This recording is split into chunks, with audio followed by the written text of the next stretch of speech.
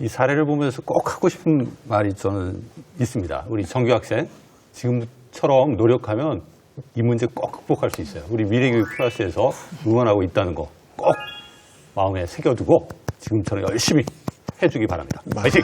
맞아요. 화이팅. 네. 우리 지정준 선생님도 대단한 노력을 하고 계시고 그 네. 주변에 또 좋은 선생님들이 그러니까요. 많은 노력을 하고 계신데 그분들이 변화를 만들어내는 원동력이다. 저는 그렇게 생각을 하고 정말 감사의 말씀을 간접적으로 전합니다. 우리 정규. 우리 정규. 선생님은 어떻게 해서 우리 정규를 그렇게 맨 처음에 좀 안타까운 시기도 있다고 하셨지만 이제 점점 좋아지는 모습이었잖아요. 어떤 방법으로 이렇게 하신 거예요? 2학년 때도 6학년 때도 전문성을 갖추지 못한 교사로 만났어요, 저는. 그러니까 정규 2학년 담임이었던 덕분에 이제 초등학교 저학년에 적용할 수 있는 그런 방법은 배우고 제가 이제 계속 연구하고 열심히 해왔지만 6학년의 읽기 문제에 대해서 전문성을 갖추지 못한 거예요. 그 상황임에도 불구하고 그 미안함에 그대로 졸업시킬 수는 없어서 그냥 공부해 가면서 정규랑 같이 만들어 간 거예요, 프로그램을. 아이고야. 근데 정규가 가장 많이 하는 말이 공부는 저한테 사약이에요. 책 읽기는 지옥이에요. 사약이에요? 네, 사약이에요. 지옥이에요. 읽기는 지옥이에요. 이러던 친구라 작년에 코로나 때문에 6월 8일에 만났어요, 학교에서. 그러니까 졸업까지 얼마 남지도 않았는데 이 일을 어떡하나 걱정하다가 가장 큰 목표는 그래도 책 읽기가 지옥은 아닌 아이로 졸업시켜야 하지 않을까. 라는 생각에 이 아이한테 이 아이 수준에 어렵지 않게 읽을 수 있는 책을 찾아서 같이 읽어나가기 시작했어요. 처음에는 한 줄씩 번갈아 가면서 읽고 내용에 대해서 또 이야기도 나눠보고 서로 뭐 퀴즈도 내고 제가 받아쓰기도 내보고 쓰기도 많이 안 되니까요. 맞춤법도 엉망이고 해서 제가 받아쓰기도 내고 정규가 또 저한테 받아쓰기를 내기도 하고 제가 또 뭐 일부러도 틀려주고 그렇게 그냥 같이 노는 형태였어요. 사실은 책을 가지고 그렇게 하면서 원래는 한 3, 4학년이 읽는 정도의 동화책 그 정도가 정규의 목표였어요. 그 정도 읽어내는 게. 그리고 2학기가 됐는데 저랑 계속 1대1로만 읽기에는 재미가 없는 거예요. 정규도 저도. 그래서 어떻게 할까 했더니 제일 친한 친구가 하나 있었어요. 그 친구랑 같이 읽으면 좋겠어요. 그래서 저랑 정규랑 그 친구랑 셋만의 독서 클럽이 만들어졌어요. 근데 이렇게 보고 있던 저희 반에 약간 부녀회장 스타일의 여학생이 있는데 부녀회장 스타일. 네, 보더니 쟤네 뭐 하지? 너무 재밌어 보이는 거야, 걔 눈에는. 그래서 걔가 하루는 멀찌감치 떨어져서 봐도 되냐고 하더라고요. 보라고 했는데 점점 의자를 당겨오더니 그날 그냥 같이 자연스럽게 참여를 했어요. 그러더니 또 한 친구가 하루 남기 시작했어요. 그러더니 저도 같이 하면 안 돼요 해서 5명의 친구들이 졸업할 때까지 저랑 내 친구랑 저랑 독서 클럽이 만들어져서 저희 뭐 독서 클럽 이름도 정하고 앞으로 우리 어떻게 살지 의논도 하고 그러면서 정규가 책을 읽는 수준이 확 높아지게 됐어요. 듣다 보니까 이게 너무 열정뿐만 아니라 전문성도 필요한 것 같아요. 그러니까. 정경 선생님, 네. 이렇게 시간 투자하고 연구하고 아이 가르치고 하려면 그냥 일반 선생님이 다 맡아서 하기는 어렵겠다는 생각이 드는데 뭐 다 기승전 굉장히 교사야. 전문교사, 전담교사 이런 것들이 필요하지는 않을까요? 제가 지금 속해 있는 제가 파견 가 있는 문해력 지원센터에서는 저와 같은 또 진영준 선생님과 같은 선생님들을 지원하기 위해서 프로그램을 지금 적용을 하고 있는데요. 이제 읽기 따라잡기에 대해서 한번 설명을 드려야 될 것 같아요. 읽기 따라잡기는 이제 뉴질랜드의 마리 클레이의 리딩 리커버리를 기반으로 청주교대 엄은 교수님이 이제 한국형 리딩 리커버리를 만드신 거예요. 그래서 이거를 이제 크게 우리는 읽기 따라잡기 프로젝트라고 하는데 2가지 부분을 지원을 합니다. 첫 번째는 저희와 같은 파견 교사들이 학교를 직접 가서 그 학교에 있는 최저 수준의 아이들을 개별 지도를 하고 있어요. 그래서 그것을 학교 모델 연구로 결과도 내고 있고 또 그것이 이제 우리 현장에서 어떤 제도로서 정착이 되기 위해서 어떤 것들이 필요한지 제반 시설이 무엇인지 이런 것들을 다 포함해서 연구를 하고 있습니다. 그리고 이제 2번째는 교사 전문성. 파견교사, 그러니까 전담 역할을 하는 교사뿐만 아니라 진영준 선생님처럼 담임교사가 아이를 지도하고 싶다.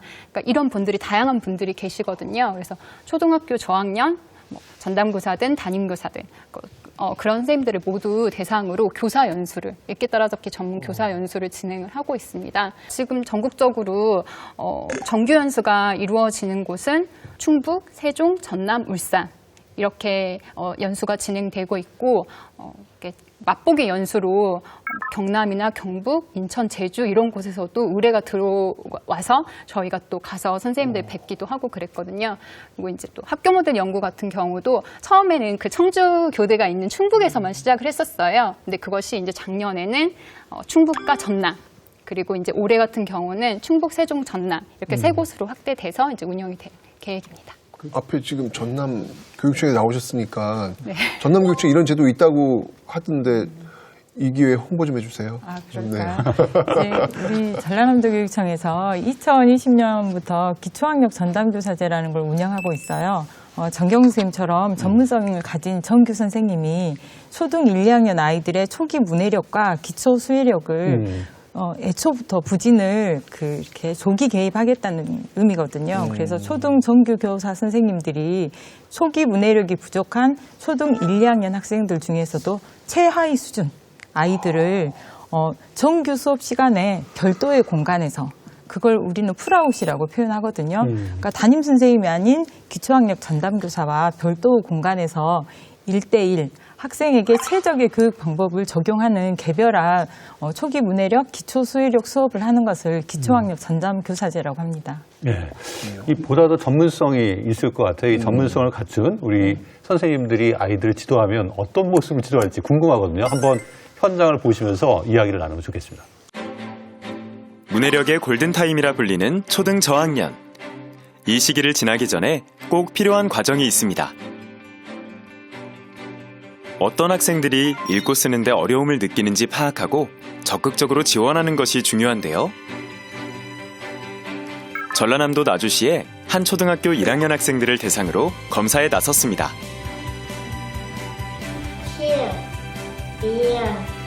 총 4가지 학습 활동에 대한 검사를 진행했는데요.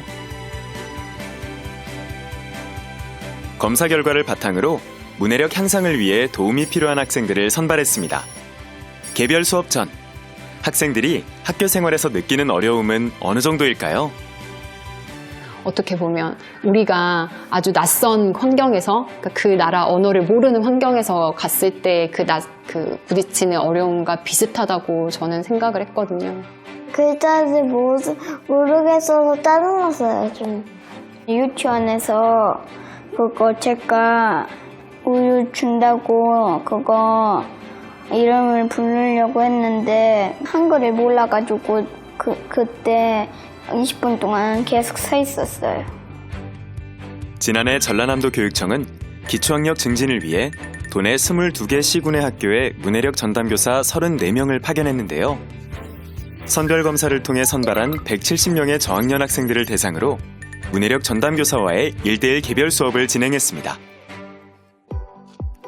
그렇게 의찬이와 별이의 읽기 따라잡기 프로젝트도 시작됐습니다. 눈, 코, 입이 오이면 내 얼굴. 의찬아, 손가락만 읽으면서 한 번만 다시 짚어볼래? 내 얼굴. 아이가 의미단서를 굉장히 잘 활용해서 읽어요. 그러니까 그림을 보고 추측해서 읽는데 이제 그것을 글자를 집중할 수 있게 손가락 집기를 이용을 했습니다. 두 학생의 개별 수업은 방과 후에 매일 30분씩 진행됐는데요. 부족했던 의문인식 능력을, 의문인식 부분을 지금 채워주는 과정이에요. 그러니까 이게 다 단절되게 이루어지는 게 아니라 좀 상호작용을 하는 것 같아요. 문해 과정을 위한 학습을 읽기, 쓰기, 단어 활동으로 나눠 학생들은 3가지 영역을 총 5단계에 걸쳐 공부했습니다. 어떤 소리? 미음의 소리는 입술 이렇게 하고 어떻게 한다 했어요? 그리고 정확한 발음을 위해 자모의 소리부터 익히는 시간. 자, 소리가 몇 개로 됐어요? 6개야. 그렇게 1년간 100여 회 가까이 이어진 개별 수업. 같은 시간에 다른 친구들은 네, 반수업을 이제 하고 있는 거고. 교실 수업을 하고 있고 왜냐하면 이제 이 아이들은 우선 그러니까 시급한 상황이 이 문해력을 해결하는 것이기 때문에 이런 지원을 하고 있습니다. 이거를 소리 한 개로 내봐봐. 그 다음에 아니 소리는 엉. 맞아. 그러면 위에서부터 수업이 거듭될수록 학생들은 점점 눈에 띄는 성취도를 보였는데요.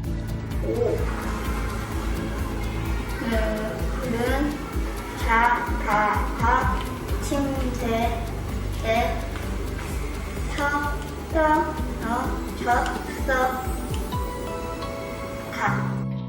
프로젝트 후 수업 시간엔 어떤 변화가 찾아왔을까요?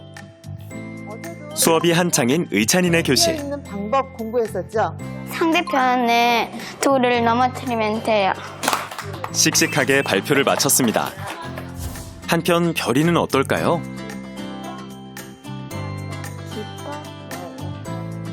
공부한 별이 역시 프로젝트 후 유창하게 읽고 쓸 수 있게 됐습니다. 이제 안 답답하고 한글을 읽을 수 있으니까 어디가 어딘지 알 수 있으니까 좋아요. 학생들의 내적 성장을 돕는 문해력. 골든타임을 놓치지 않는 것만으로도 학생들은 한 뼘 더 자라날 수 있습니다.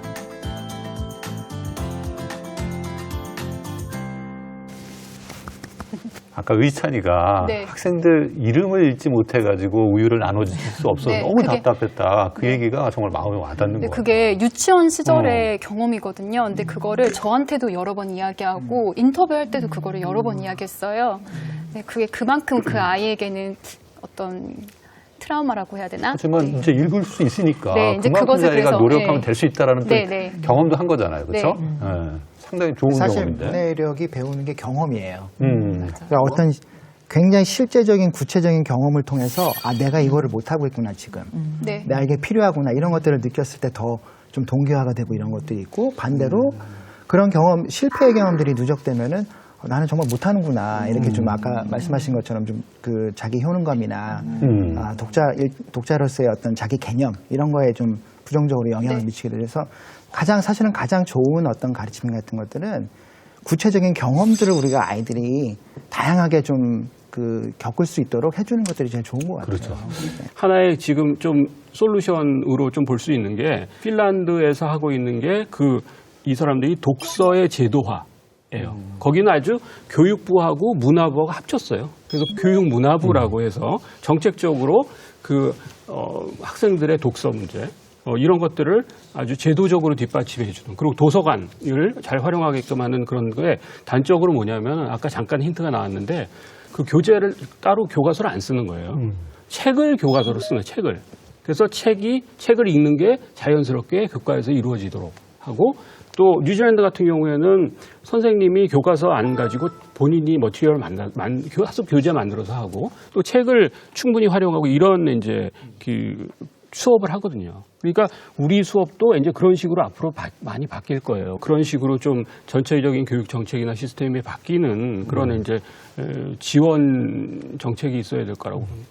그 전담교사제 운영 이후에 그 긍정적인 어떤 변화들이 있나요, 지금? 네, 2020년 우리 전라남도 교육청의 기초학력 전담교사는 현장에 긍정적인 반응을 보여줬습니다. 초등학교 1학년과 2학년 아이들의 초기 문해력 검사를 보실 수 있는데요.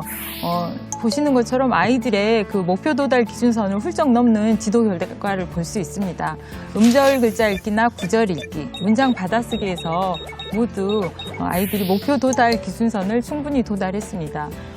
되게 우리 아이들이 그 전담 선생님과 공부를 하면서 그 문해력뿐만 아니라 자신감이 또 껑충 뛰어오르는 그런 모습을 보여가지고 전담 선생님이 아이들을 단지 한글만 지도하는 것이 아니라 아이들 삶 전체를 아름답게 만들어 나가는 역할도 해주셨고요. 아이들을 지도하는 과정에서 아이들이 한글을 획득하고 읽기가 좋아지는 모습을 보면서 선생님 스스로 아이들을 가르치는 것에 대한 자존감이 향상되는 아이들과 선생님 모두에게 성장을 보이는 제도였습니다.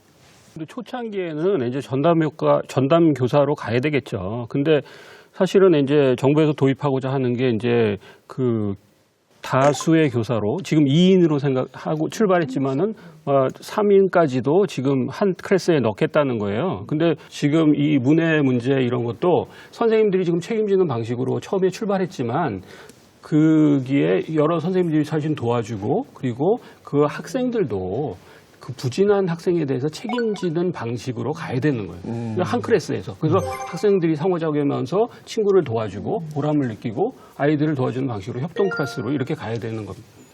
저 학생 지금 이렇게 보면서 전담교사 또 파견교사 이런 제도 참 좋다라고 생각했는데 제일 큰 걱정은 저게 예산이 이제 또 끝나가지고 이제 더 이상 못합니다.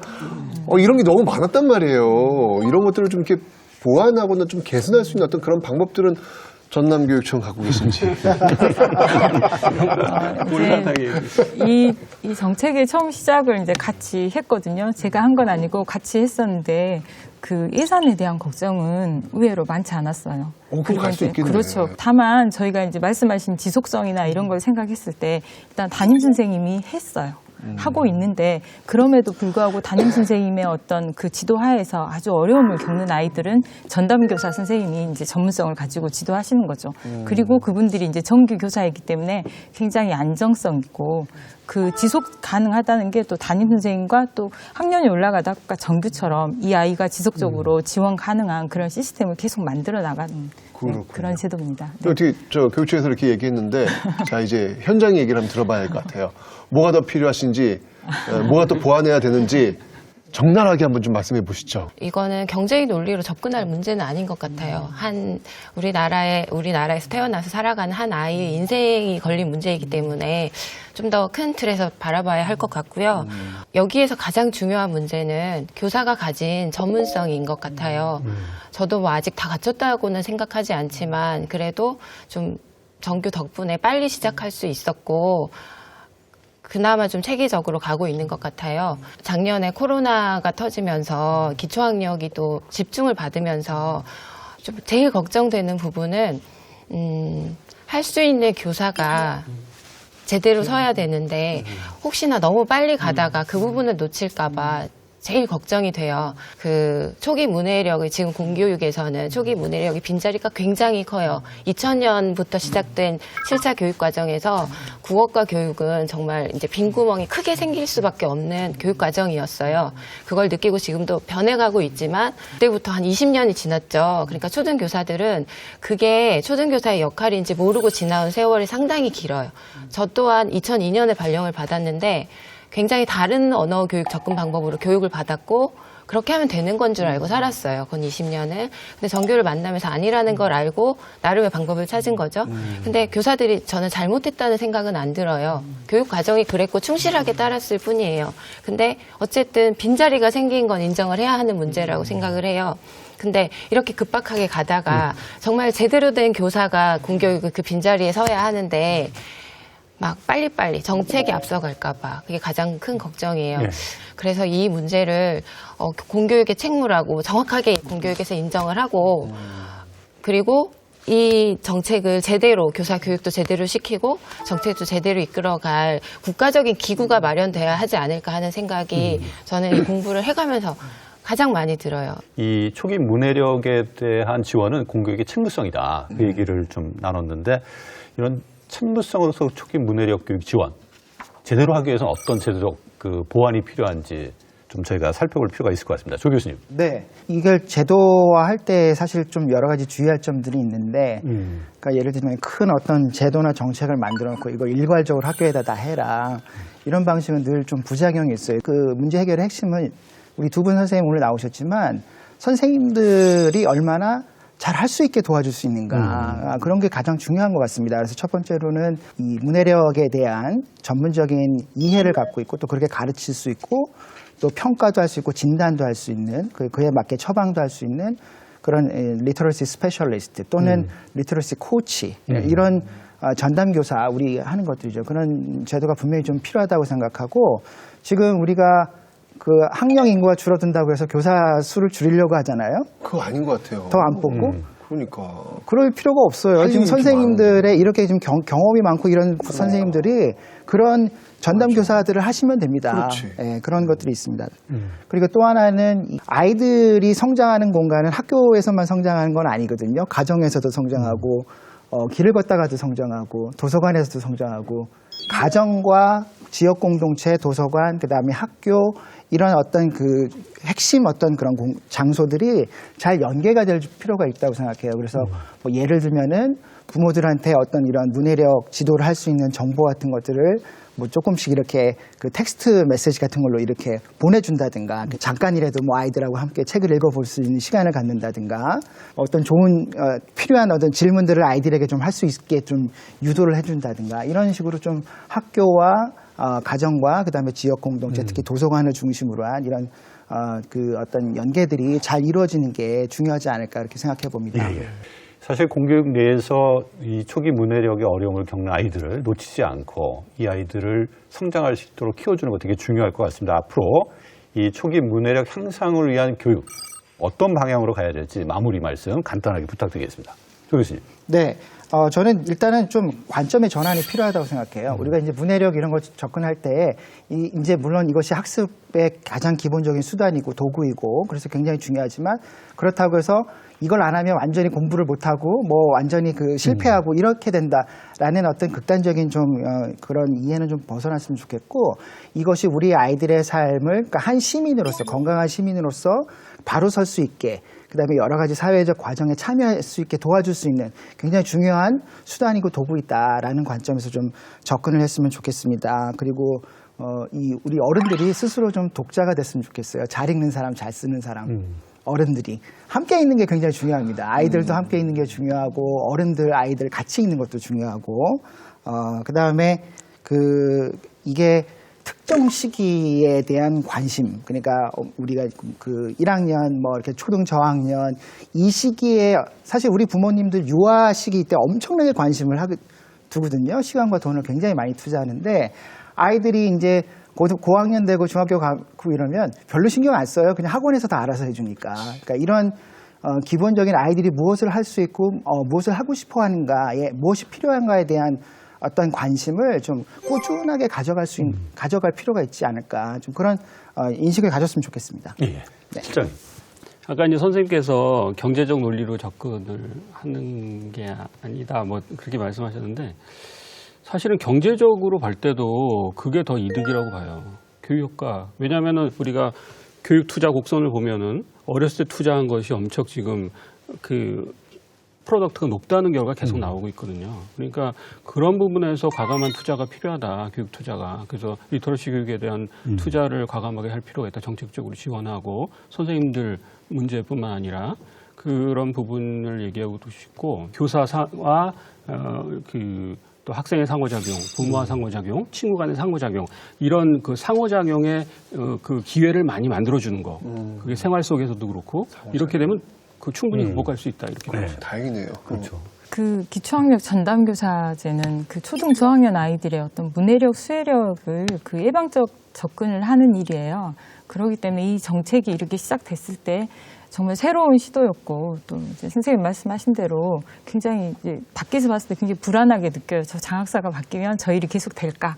또 최 선생님 말씀대로 이게 지속 가능한 어떤 그 정책의 힘을 가지고 있는가 이런 걸 많이 하고 있는데 지금 제가 이 일을 2년째 하면서 제가 느끼는 건 뭐냐면 그 우리가 행정적으로나 경제적인 논리로 따졌을 때는 정말 튼튼하게 잘 갈 자신이 있어요. 또 현장도 그렇게 생각하고 있는 것 같은데 의외로 밖에서 보는 그 굉장히 차가운 시선 그리고 이게 정말 가능해? 라는 이런 말들이 굉장히 그 정책이 제도로 넘어가는 그 선에서 좀 이렇게 서로의 공감대 형성이 되게 부족한 것 같아요. 그래서 저는 오늘 사실 그 기초학력 전담교사제에 대한 이야기를 할 때 꼭 하고 싶었던 이야기가 뭐냐면 공감대, 필요성에 대한 따뜻한 시선입니다. 네, 믿어줘야 1, 2학년 아이들이 한글을 획득할 수 있거든요. 조금만 믿어주면 많은 애들이 지금 한글을 획득할 수 있기 때문에 이것에 대한 어떤 그 논란보다는 아이들이 정말 힘겹게 이 길을 가고 있구나 응원해주는 그 모습을 정말 부탁드리고 싶습니다. 네. 초기 문해력뿐만 아니라 앞으로의 문해력 발달 전체를 우리가 교육을 넘어서 문화로 바라볼 수 있는 그런 긍정적인 인식도 필요하고 이렇게 누구도 배제하지 않는 교육의 혜택은 결국에 우리 모두에게 돌아온다는 그런 인식을 모두가 공유했으면 좋겠습니다. 힘든 아이들이 참 많아요. 그래 그 아이들의 마음에 그리고 그 아이들의 눈에 이렇게 어른들이 먼저 마음과 눈을 포개보려고 하는 그런 노력이 당연한 거였으면 좋겠어요, 앞으로. 예, 잘 될 것 같아요, 왠지. 이 문해력이라고 하는 게 단순히 글을 읽는 그런 스킬이 아니라 인간이 인간답게 존중받을 수 있는 이거 인권의 문제구나라는 그런 생각이 들었어요. 다시 한번 이 문해력은 스킬이 아니라 인권이다라는 어떤 그런 관점을 한번 좀 정립해 봐야 되겠습니다. 어떤 아이도 놓치지 않는 것. 이것이 바로 공교육이 지향해야 될 책무이고 우리 모두가 나아가야 할 방향이 아닌가 생각합니다. 오늘 이 초기 문해력 때문에 고생하고 있는 우리 학생들, 넘어서기 위해서 노력하는 학생들에게 응원의 메시지 보내고요. 다음에 이들 학생들을 지원해 주시는 우리 선생님들에게 감사의 말씀 전하면서 오늘 프로그램 마치도록 하겠습니다. 시청해 주셔서 감사합니다.